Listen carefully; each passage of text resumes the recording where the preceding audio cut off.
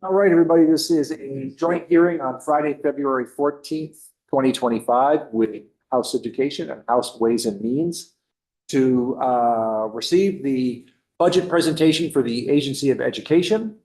Looking forward to it. Without further ado, I'll turn it over to Jill Briggs-Campbell and Sean Cousineau from the Agency of Education. Floor is yours. Thank you very much. Good afternoon, folks. For the record, Jill Briggs-Campbell, Interim Deputy Secretary of Education. Go ahead, Sean. Yep, and hi, I'm Sean Cousineau, the Interim CFO at AOE. Right. So I think that our approach today, because we are going to be efficient, but we've also been spending a lot of time with you. So I don't think you need sort of the introductory slides of like, this is the Agency of Education. This is what we do. Feels like we've been covering that pretty well lately. So Sean's going to share screen. I'll give some brief opening remarks. I'll let Sean get to kind of the meat of the budget and hopefully leave some time for questions at the end, if that works for you, Rep. Conlon, as an approach, and Rep. Kornheiser. Great, thank you. Great. All right. So, Sean, if you want to advance slide there. And go ahead and advance to the next one.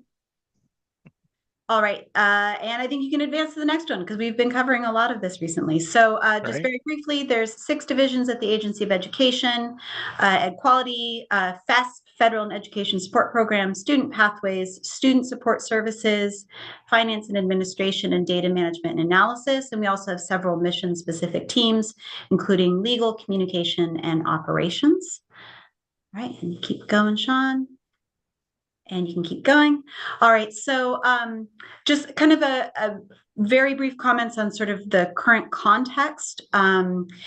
In education spending, we've seen significant growth, and we've also had sort of the technical term, the double whammy of the end of our pandemic era funding. So the $500+ million of ESSER funds, GEAR funds, child nutrition, and a whole host of other programs largely came to an end on September 30th of 2024. We are also in a context of an inflationary context with increased costs, including healthcare. And of course, we've really well documented, and I think you all are very familiar, that we have growing student needs, both academically and then also in kind of the wraparound services and supports.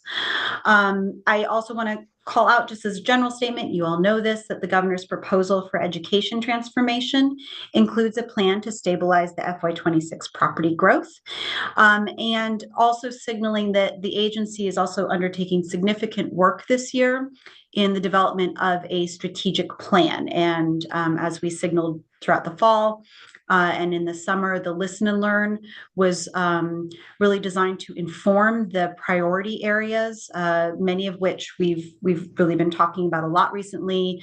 The need for timely and accurate data, support for educators in the field, aligning resources and support and continuous improvement cycles to measure impacts on schools and students. That work is well underway and will continue throughout this year. It'll be the first time that the agency has had a strategic plan since around 2014. So we're really excited about this work. It's an all staff kind of endeavor, and really taking into account and really an iterative process with our partners in the field to ensure that the plan that we are developing is going to meet their needs. All right, and Sean, if you want to go to the next one. The key policy initiative, I think you all know, is the governor's proposal for education transformation, which you just got off another meeting on. So go ahead, Sean. Okay, I get to take it from here for most of the rest of the way. I'm going to talk about our budget request and the overall AOE budget. We're looking at $2.6 billion across all of our appropriations this year. It's a decrease of $47.5 million. Some of the key drivers are the increase in the ed spending grant, $104.7 million, and then a large reduction in our federal funds with the expiration of the pandemic money. And you'll see big negatives due to that throughout these slides. I'll point them out if needed, or I'll just keep pointing them out as we go through. All right, more key drivers. for our personnel and operating costs to run the agency, we're looking for 41.1 million, and that's a decrease of 15.4. Again, we have reduction in contracts from pandemic funding expiring. We have an increase in healthcare. You've probably seen that in other budgets, and then increases in our operating costs for administrative costs like general liability insurance, single audit, and other back office services like our ERP system, Vision, ADS support, and human resources. Jill, you want to take this one, I think? Yeah, this will be my last hurrah on this after 5 years of talking about pandemic era funds. So just very, very briefly, as I mentioned, the education system in Vermont received over $500 million in pandemic era funds. You're all familiar with ESSER, GEAR funds were the governor's kind of emergency education relief funds, which were largely directed towards CTE for the most part, but have also helped to fund some of our other literacy initiatives and other work. We managed over in the agency 30 plus new grants that included those ESSER funds that went out to our districts, in addition to many state level grants, and that does not include child nutrition programs. We've managed over 30 contracts at the state level using those $44 million in state level funds. And in addition, we've also really leveraged the federal process for liquidation extension, which our districts are using to really maximize and stretch out all of those last federal dollars, and the agency is as well. So there is a process whereby we can request through the U.S. Department of Education that funds that normally would have expired on September 30th, if they're under contract, we're actually able to extend those services out. So, for example, our Read Vermont initiative for this year is being funded through federal dollars. A lot of our districts, so in total, we've requested about $15 million out of, for ARP-ESSER, that was $256 million.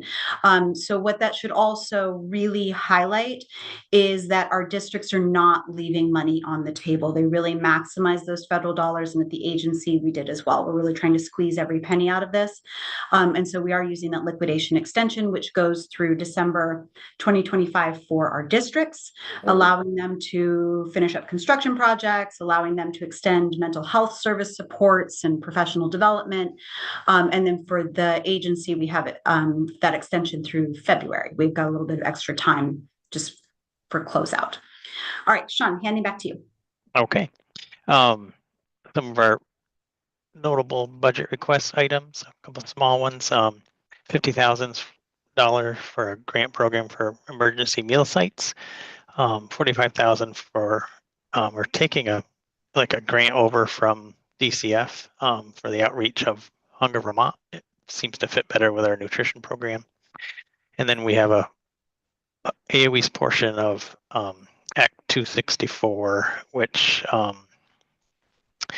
Act 264 promotes collaboration between AHS and AOE to ensure all youth and with disabilities receive coordinated services. So I think we're both putting money towards that, and the 30,000 is AOE's portion. And then the one-time request of $4 million for education transformation. And we'll go back to Jill for that. Sure. So we've been signaling this in our conversations around the education transformation proposal. We recognize that this is significant change, as you just were talking to Nate Levinson and Zoe a few minutes ago, and we've really been talking about this, and that it's going to be critical that as the statewide entity responsible for ensuring equitable education, that the agency is prepared and has the sort of additional kind of flex capacity to be able to support our districts and schools through this transition.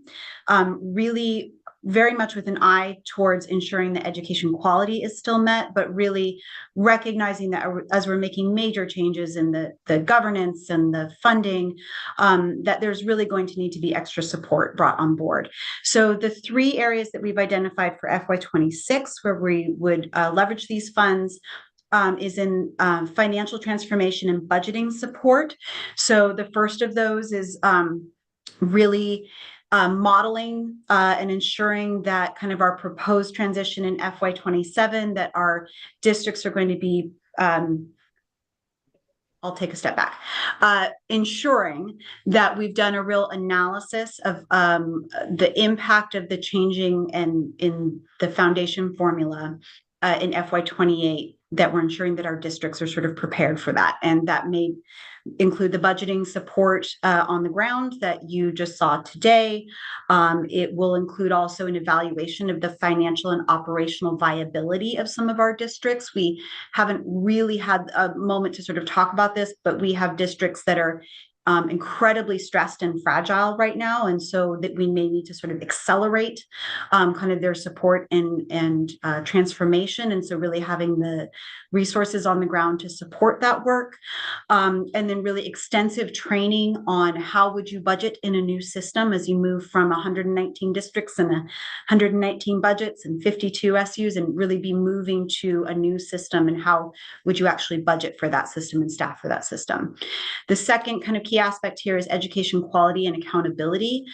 This is very much part of the agency's strategic plan. How do we better support districts? And then also really beginning to address the real variability that exists both in the way that education quality is sort of operationalized, the way that the agency really measures, and how we can begin to make real improvement in the way that our supports and our accountability are better aligned. And that's going to be really critical as we move to a new system.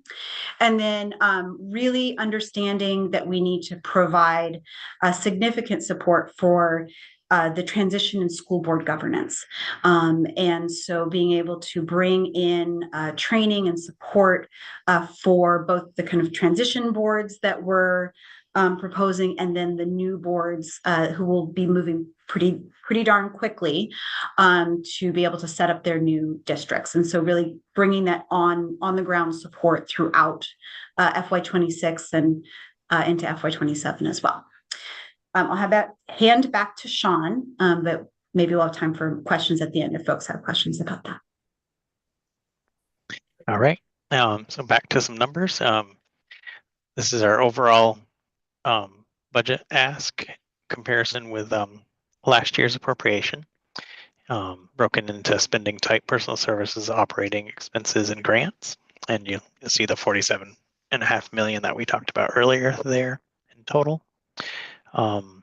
Again, grants, a big reduction, and then personal services, both due to the pandemic expiration of those funds.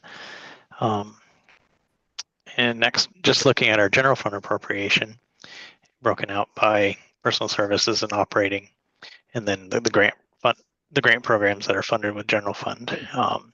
We're looking at 1.1 million increase. And again, these numbers and none of the numbers in these charts include the 4 million one-time money request. This is just our base request. And the next slide shows most of our other funds, not including Ed Fund, and the comparison to the prior year. You see the large grant, or the education services, which is where our federal funds flow through. That's the big reduction there. After school, we were asked to increase that due to the increases in the tax revenues for the cannabis tax program, I guess. And then finance and admin, we have an increase there due to the Medicaid. I think there's a rate increase that's causing that. And moving on, as we're going to drill into B500, finance and administration. So this appropriation houses our our secretary's office, legal team, communications, operations, and our data team, along with our business office, regulatory compliance, school finance, and special ed finance. And some key drivers here, we're looking at 38.7 million, and that's 2.6 million decrease over the prior year. Again, our reduction in pandemic funding contracts is driving that, and the grant increase was again due to the Medicaid rate change, and then we have a small increase in the operating expenses, and mostly that's driven by the single audit increase, the liability insurance increase, the ADS fee that we pay, and the HR services. And looking at the numbers, so by spending type at the top and the funding sources at the bottom, see the changes compared to last year. General fund, most of what's driving that are normal increases in salary and benefits. And if we're not stopping for questions, that's fine. You can ask them at the end. And then our final slide on the B500 is how our positions are funded in this appropriation. The majority are funded with general fund, a few Medicaid, some transfer funds. Federal funds cover 18 the positions, and most of those positions are funded with federal indirects, so not direct program charges. And so our total of 75 positions coming out of finance and admin. Next, we'll talk about education services, B501. And here we have our educator quality division, our FES position, student pathways, and student support services. And key drivers here, we have a large decrease over last year due to the pandemic funding, both in personal services and grants, and a small increase in operating. And let's see, we already talked about the divisions. The majority of their budget is the grants because most of our federal grant programs are within this appropriation. All the title programs, Carl Perkins, IDB grants are in here. All the child nutrition grant programs in 21st Century.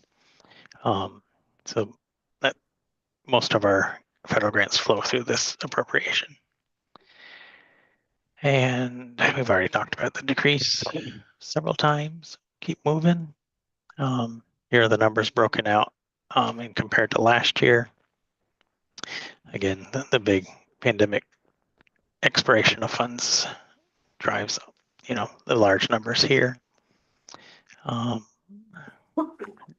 General fund, we have the 500,000 up, and most of that is salary and benefit increases. And the positions in this division are mostly, 46.5 of them are funded with federal funds. And then we got 28 and covered by general fund. Our teacher licensing program is in this appropriations for 9.5 positions. We have the one tobacco position and several Medicaid funded positions. And so we have a total of 100 positions coming out of education services. The only other positions I believe we have besides out of these two divisions are funded with the after school money. And I think we have 2 to 3 funded with after school funding at the moment. All right, now we'll move on to the Ed Fund, and this is how we're a comparison of our education fund budget versus last year's appropriation. We spend most of it obviously in grants, but there are a couple of things that come out of our personal service lines. We have 2 or 3 contracts. Our SSDDMS contract comes out of there. Our state assessments, a part of our state assessment contract is paid out of the ed fund, and then our SLDS, some of our SLDS costs come out of the ed fund. And the operating line, we pay part of our single audit, and some of our back office costs come out of the ed fund. And then you're probably familiar with most of the grant programs. With the big one, the education grant, we're looking at 1.997 billion for an increase of 104 million. Currently, as we look at budgets that are coming in, our number's a little lower. We're at 1.992 at the moment, but we'll continue to narrow in on that number as we get more and more budget information. And you'll see universal meals sticks out here where it was removed from the 26 budget. All right, so a couple more slides, statewide ed spending. So focusing on the education grant, a little slide showing spending or the increase in education spending from FY20 to FY26. I think it's no surprise to anybody there. Then a quick slide on our special ed census block grant. So this is Act 173. A small bump here to 192 million. Overall special ed, if you remember from a couple of slides up, we are increasing at 6.5 million in total from 264 million to 270. And the largest increase in that appropriation is the extraordinary reimbursement program. That's up $6.5 million. And I think we sped through that, but happy to take questions. Now, I suspect there'll be a few. I have just sort of one quick one and then a kind of a bigger one. The universal school meals removal from there, did you rework a certain amount of money back into the education grant to cover the fact that schools will still be providing meals? No. So that number is driven by the school budgets. So I think when we get more detailed information in our prelim budget collection, we'll maybe be able to see if they've done it. Well, I think they're probably still budgeting on universal school meals, and I do not believe any school district has put the cost of providing meals back into their line by line personal budget. Right. Yeah, I think that was a question on how, if they're still showing offsetting revenue and for the universal meals program. So we haven't gotten the data to look at that yet. Thank you. And this is probably better for the deputy secretary. The $4 million in one-time dollars to build capacity at the Agency of Education, frankly, couldn't agree with it more. We've always talked year after year about capacity, especially to help districts address all of the areas that you outlined. I guess one question is just really, why one-time dollars? How do you build capacity with one-time dollars rather than sustaining dollars? Yeah, sure. It's a fair question. So what we're thinking about for these, the one-time dollars is really the additional, what I would call the ants on a cupcake, right? The really additional resources to bring in to support the education transformation. Some of that is actually work within the agency, as I said, to do things like to strengthen our accountability system and really tie it to education quality. And that really is building capacity in a really significant way in the agency, and that it would leave it stronger. But I also want to signal that as part of our strategic planning, that is also going to be really identifying as we look at what our priorities are going to be for the next 5 years, right? And where are the key areas that we're going to need to have to be very well resourced, robustly resourced to support that work. that will likely result in requests for staffing as well. So what we're saying with the one time is it's that sort of surge of resources that we need to get us through the education transformation. But as we do the strategic planning, that will also identify where the specific resources are that we need within the agency. So I would suspect that next year we'll have a different conversation as well. Representative Kornheiser? I want to follow up a little and go deeper on that question, then I have a second question. So are you, just to put a finer point on it, are those going to be consulting contracts or are they going to be short-term personnel contracts that are somehow only going to last a year? And if they are consulting contracts, can you be slightly, well, in either case, can you just be a little more explicit? Yeah, the way that we're conceiving of them now is that they would be consulting contracts. And so we have conceived of contracts that would provide a consultant to provide the on-the-ground budgeting support, really as we sort of identify building the budgets within a new system, also doing an analysis of existing budgets as we move through the transition to ensure that we have kind of financial stability and operational stability. In terms of the support for new school boards, we actually have sort of called this out that we would anticipate this would be an ongoing support. So it would start as a one-time, but as we proposed, a new role for the State Board of Education would be to have ongoing training and support for school boards, but it would be to bring in a consultant to really do a couple of different things. One is to help them through the transition and really getting set up to manage larger districts. And then the second is really ensuring that those new school boards are very well prepared for kind of the governance best practices that we've already identified in our district quality standards that will really become kind of the rigorous measures and accountability and support for school districts.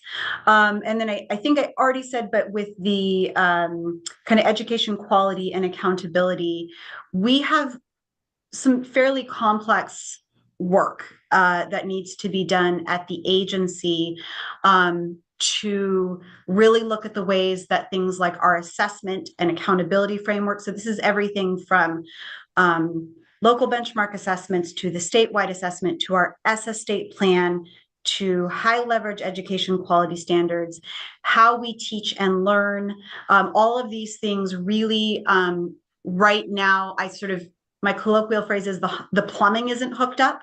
And so we would be really looking to bring in kind of experts to really help with getting all of the plumbing hooked up so that we have a much stronger framework for both support and accountability when we come out of the other end of it.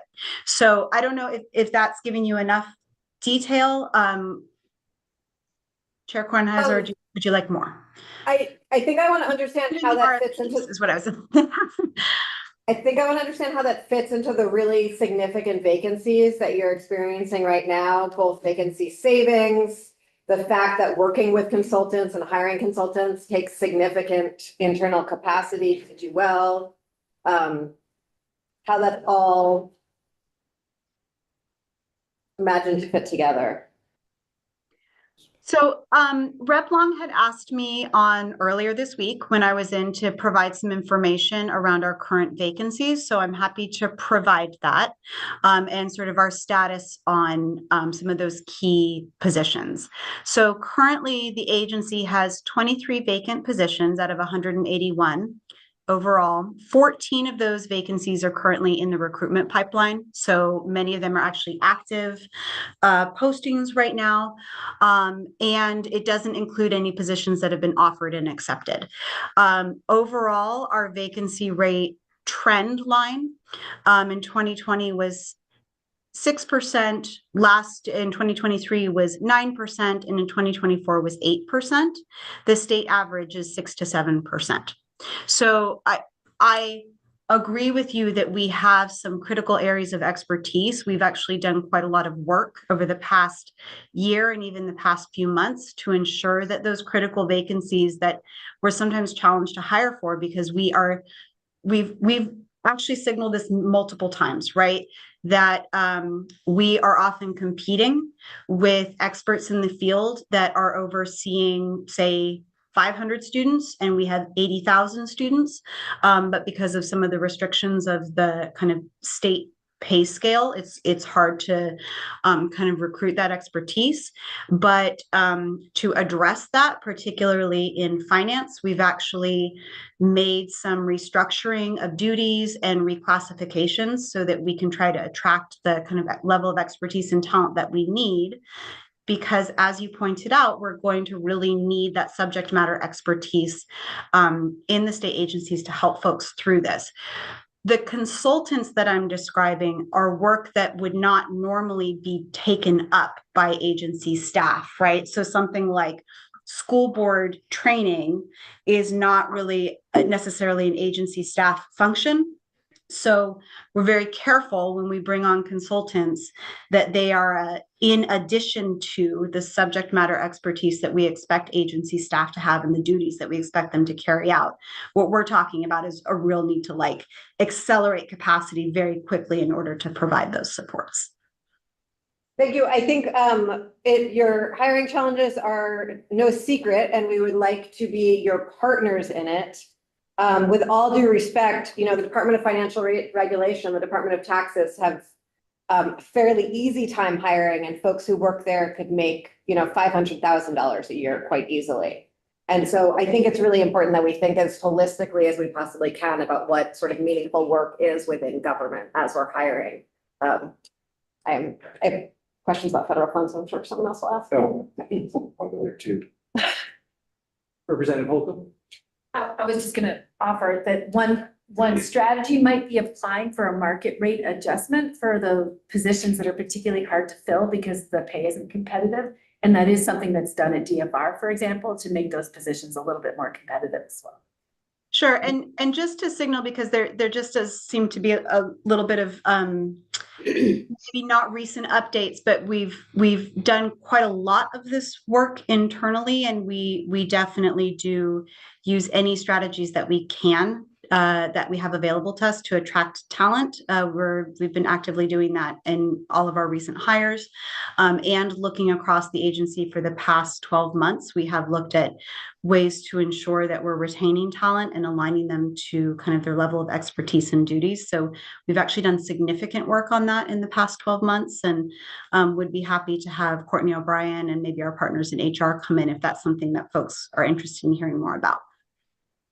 But yes, absolutely, Rep. Holcomb, by any tools we have available, absolutely. Representative Brady.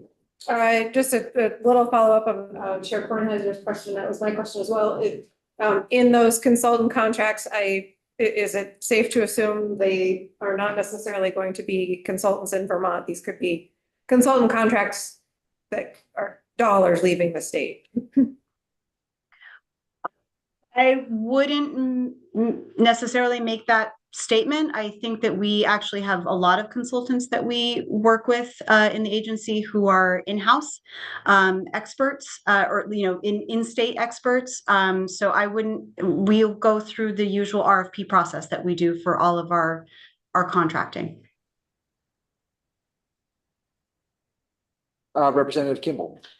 Yeah, I'm just curious, loss of federal funding, see the 130 million less and mostly personal expenses, but as you're looking at your ongoing budget for what percentage is federal funds, what percentage is that of both the internal agencies funds and elsewhere?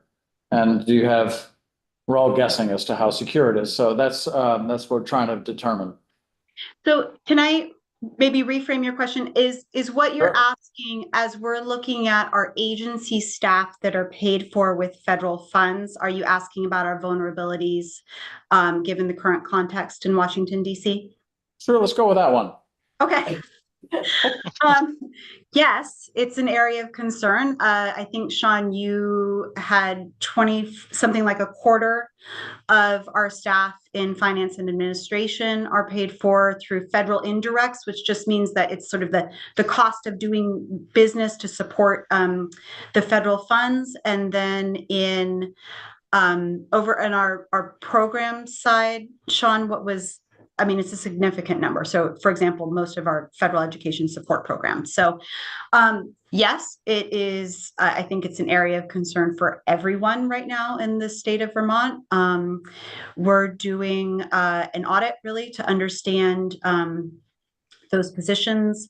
What is the direct support that they provide to the field?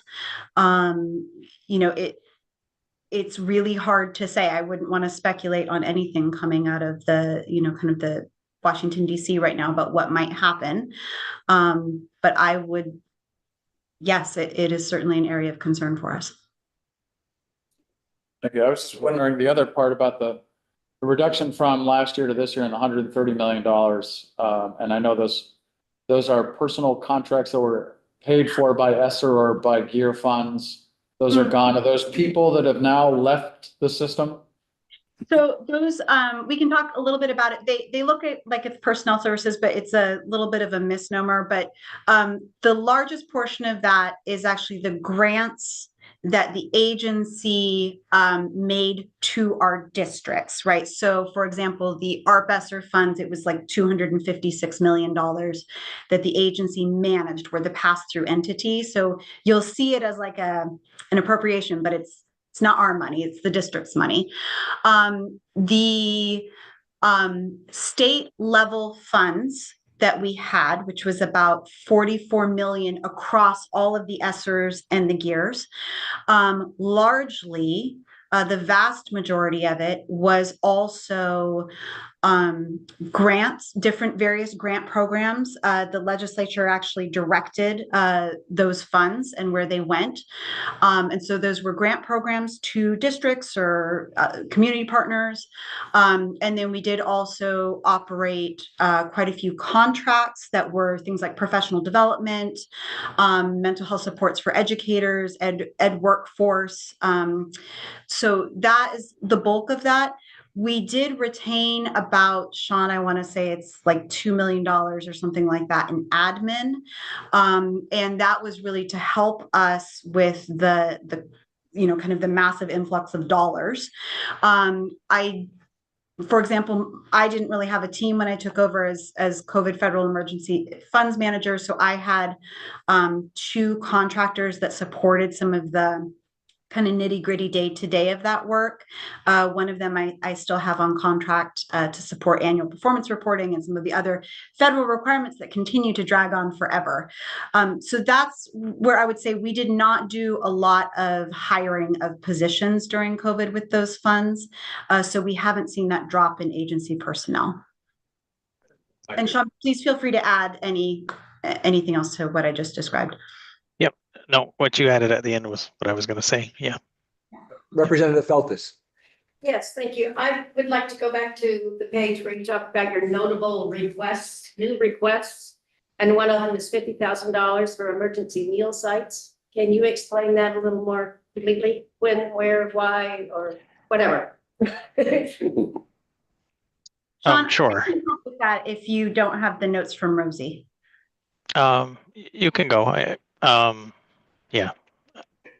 So the Agency of Education, when there are statewide emergencies, is actually the entity that actually organizes our statewide emergency kind of feeding programs.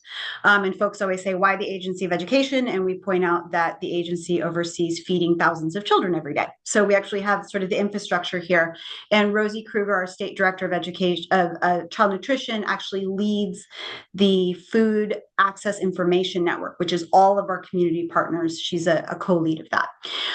So this is something very specific, and it's a sort of break breaking glass in case of emergency kind of appropriation. What we have found through experience in the 2023 floods and the 2024 floods is that our schools are actually excellent sites to provide emergency meals, but they have to get sort of like FEMA reimbursement on the back end, and there's a lot of strings attached to that. And they also are able to leverage USDA kind of emergency meal access. But what they do not have access to in terms of funding is the cost of like the school personnel making the meals using their supplies. And that became a barrier both in the 2023 floods and the 24 floods to really being able to stand up a lot of emergency meal sites at schools because the cost was hitting their budget. So what we really asked for this year, because now we've been through 2 years of this, is actually to just have this appropriation. We will only use it should we have an emergency and need to draw it down, but it will be available and the agency will be able to immediately support those school meal sites and be able to get those meal sites stood up really quickly. Yeah. Representative Wozniak. You asked 2 of my questions and then Marty just asked the third, so Anybody else on this side? I have a very small question for Sean, which is on page 32, this chart of ed fund spending, is that inflation adjusted at all, or is that just the dollar amounts that were approved each year in the budgets? That's just the dollar amount in the budget. Yeah. Okay, we will, Got one. oh, one more. Representative Brannigan. I'm wondering about education quality, about what you're using for a baseline and how you'll measure quality as time goes by. If we're going to improve it, how? Yes. So if I will give a very brief answer to that, but it's only because I think we'll be really talking about education quality and accountability as like the next leg of the 3-legged stool. So it's a small question with a really big answer.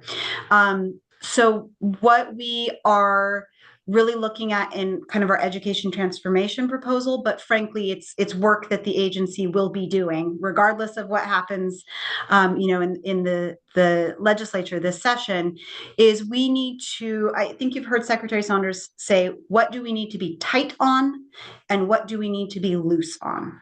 And what we are identifying is the things that we need to be tight on, what we are really using as our, what I've called high leverage education quality standards, are the things that we know most drive student success, both academic and that sort of whole child approach. And so that's really the work that we already have underway with the strategic plan, the agency's strategic plan development is, and this really came out of the listen and learn, is what are those high priority standards? How would we describe a system that is doing those things well? What are the activities that you look to see? We're really using our district quality standards process as the model for how to do this. So you want specific activities that are measurable. And then what is the evidence and outcomes that you would expect to see in that kind of system if it's effective? So a lot more to come on this, but one of the things that we've really has hindered that kind of effort is that we have, as I said, the plumbing isn't hooked up. We have real misalignment between things like our kind of statewide assessment doesn't talk to the local benchmark assessments, doesn't necessarily talk to our education quality standards and our proficiency standards. So there's a lot of work that needs to be done in the agency to make sure that we have alignment across all of those different inputs and outputs. But I would very much love to come back. You'll be hearing more from us on this, but it is very complex work and it also ties up to our federal SS state plan. So we have to do that work as well with our federal partners. Thank you. The final question for me would be, given everything that's going on in Washington with our new Secretary of Education and her extensive background in running a wrestling empire, what sort of prep work is going on at our agency for the potential of big change, especially in, we don't know what rules are going to even exist anymore. The money might exist, but not sure about the rules. Anyway, could you just talk a little bit about the sort of prep work that might be going on? Since you've both been taking a lot of time with us here and in the transformation preparations, worry about sort of what's going on beyond our control. So we are doing a lot of work on this internally right now, and we're actually very lucky that yes, Secretary Saunders and I have been in the State House a lot, but we actually have a really excellent leadership team on this. Ann Bordenaro, who's our division director for FESP, is actually the national chair of the federal liaisons for CCSSO. So she is really a fantastic leader for us in this space in the agency, and is working very directly with kind of national partners in other states. So one of the things that, when you've heard us say we need to future-proof our system, this is what we're talking about, right? So one of our biggest concerns is that although federal funding is only max about 10% of our overall budget, it kind of serves two critical roles right now in our state. One is that the federal accountability is probably our strongest kind of lever that we have around accountability, and we could even strengthen that. So that's to your point about rules. What are the standards that we are going to kind of hold schools to? And if you sort of remove the federal requirements for compliance, what are still the standards that we're going to hold schools to and ourselves to as we measure? The other part of this, and we've spoken about this a lot, so I'll just talk about it briefly, is what our data shows through our expenditures is that we are using those federal dollars to really support our most disadvantaged students. We're not doing it through the Ed Fund. We're doing it through those federal dollars in our districts. That's a real concern, right? So if those federal dollars were not available, we're actually making that gap for supporting our most disadvantaged students even bigger than it currently is through the Ed Fund. So these are all things that we are having pretty intensive discussions within the agency. As I said, we are looking at all of our staff. A lot of our staff in our schools are also staffed with federal dollars, particularly those serving our most vulnerable students, right? So our, homeless liaisons and coordinators, our English language instructors, our literacy coaches, those are all federal dollars, our IDEA funds, right? We really do sort of collectively need to think about how we do future-proof our systems so that we can continue to support our Vermont values and what we kind of most cherish about our very inclusive and kind of wonderful valuing of difference and students and educators, and everyone is safe and welcome. So yes, these are major conversations that we're having internally. I don't know that we all have answers to it, right? I mean, these are really challenging conversations, and we don't know what's going to happen. So. Thank you very much, and thank you both for your time this afternoon. Appreciate it very much. Yep, Have a nice weekend. Thank you.